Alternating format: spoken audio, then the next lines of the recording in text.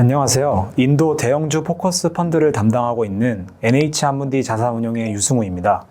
인도 증시가 핫한 모습을 보이면서 많은 분들이 인도 투자에 관심을 가지시는데요.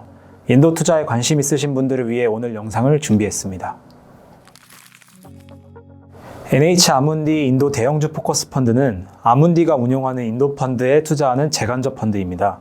이 펀드는 아문디의 인도 계열사인 인도 현지 1위 운용사 SBI 자산운용사에서 자문합니다.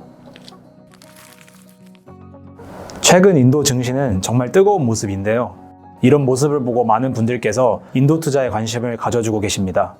인도 투자에 관심 있으셨던 분들은 왜 인도 투자가 매력적인지 알고 계실 텐데요. 여기에는 세 가지 키워드가 중심에 있습니다. 가파른 경제 성장, 젊은 인구 구조, 지속적인 자금 유입.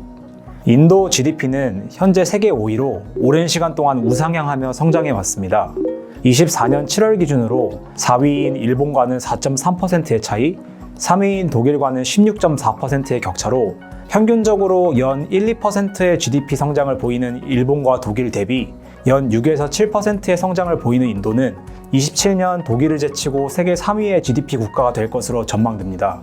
우리가 막연히 가지고 있는 인도의 이미지, 성장성, 규모와는 다르게 현실적으로 인도는 이미 엄청난 경제 대국이며 향후 성장성도 남아있다는 점을 알 수 있습니다. 그리고 14억이 넘는 인구수와 더불어 젊은 인구의 비중이 높은 인구 구조도 무시할 수 없습니다. 과거 중국 경제 성장의 한 축은 압도적인 인구 구조에서 볼 수 있는데 인도의 인구 구조도 마찬가지입니다. 특히나 젊은 인구의 비중이 굉장히 높아 노동 가능 인구가 풍부하다는 점은 경제 성장의 긍정적인 요소입니다. 마지막으로는 지속적인 자금 유입입니다. 경제 성장과 1인당 소득 증가로 금융 시스템 침투율이 높아지며 국내 투자자들의 자금 유입이 지속되고 있습니다. 특히 SIP라고 미국의 401K와 같이 인도 국민들의 연금 시스템을 통해 증시로의 자금 유입이 막대하게 들어오고 있으며 인도 정부의 친기업 정책과 증시 상승으로 인한 지수의 비중 증가로 외국인 자금 또한 지속적인 유입세를 보이며 수급도 긍정적인 상황입니다. 맞는 말이긴 하지만 꼭 그렇진 않습니다. 관점에 따라 비쌀 수도 있고 저렴할 수도 있습니다. 차트를 보시면 MSCI EM 지수, 그러니까 이머징 국가 대비 인도 지수의 밸류에이션을 볼 수 있는데 2020년부터 가파른 상승세를 보이면서 객관적으로 인도 증시는 현재 2008년 이후 평균 대비 비싼 구간임을 확인할 수 있습니다. 하지만 인도 증시를 시가총액 규모에 따라 분해해보면 대형주와 중소형주의 흐름을 나누어 볼 수 있습니다. 최근 3년 대형주의 증시 상승이 없었던 것은 아니지만 이를 상회하는 중소형주의 상승세가 눈에 띕니다. 그래서 중소형주 대비 대형주의 밸류에이션을 비교해보면 대형주의 밸류에이션은 중소형주 대비 과거 20년 기준 역사적 저점 수준임을 확인할 수 있습니다. 최근 인도 증시 상승에는 대형주, 중소형주 모두 기여했지만 그 중에서도 중소형주의 상승이 가팔랐음을 알 수 있고 이는 현재 기준 중소형주 대비 대형주의 투자 매력도가 더 높은, 다시 말해 인도의 대형주가 중소형주 대비 저렴한 구간이라고 말할 수 있습니다. 비싼 건 비싼 이유가, 싼 건 싼 이유가 있다고 말할 수 있는데요. 중소형주의 상승과 대형주의 상승은 요인이 달랐고 대형주가 중소형주 대비 저평가된 원인도 여기에 있습니다. 그래프를 보시면 대형주와 중형주의 성과 요인을 분해한 것인데 노란색 막대가 이익 성장, 초록색 막대가 리스크 프리미엄이라고 볼 수 있습니다. 리스크 프리미엄은 다른 말로 수급을 의미하는데 대형주의 증시 상승의 상당수는 노란색, 다시 말해 이익 성장으로부터 상승한 반면 중소형주의 상승은 초록색, 다시 말해 수급으로부터 인한 상승임을 알 수 있습니다. 그리고 이를 증명하는 것이 맨 오른쪽의 차트인데요. 핑크색인 대형주의 막대보다는 노란색과 초록색인 중소형주의 수급이 굉장히 크다는 점을 확인할 수 있습니다. 정리하면 대형주부터 중소형주까지 모두 상승이 있었지만 중소형주의 상승은 수급 요인이 상당수를 반영한 반면에 대형주는 이익에서 많은 부분이 기인되었음을 확인할 수 있습니다. 건강한 증시의 상승은 이익의 성장으로 견인되어야 하는 것이지 수급의 증가에 따른 성장이 건강하다고 볼 수는 없습니다. 만약 이런 수급이 중소형주로 영원히 지속된다면 상관없겠지만 세상에는 유명한 격언이 하나 있죠. 세상에 영원한 것은 없다.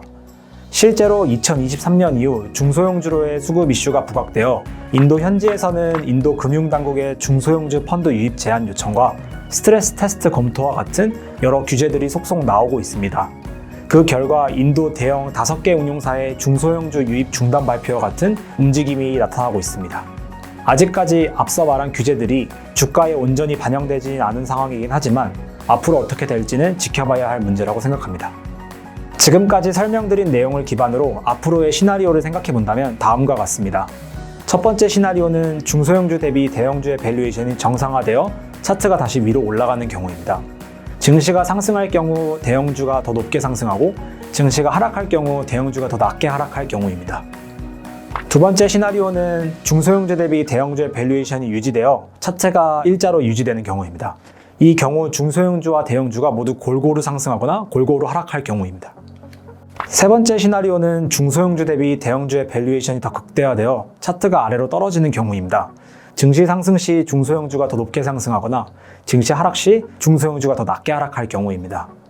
어떤 시나리오라도 과거 중소형주의 상승이 수급 측면에서 기인한 바가 컸던 점을 고려한다면 과거 중소형주와 대형주의 상승 사이클을 감안해 볼 만합니다.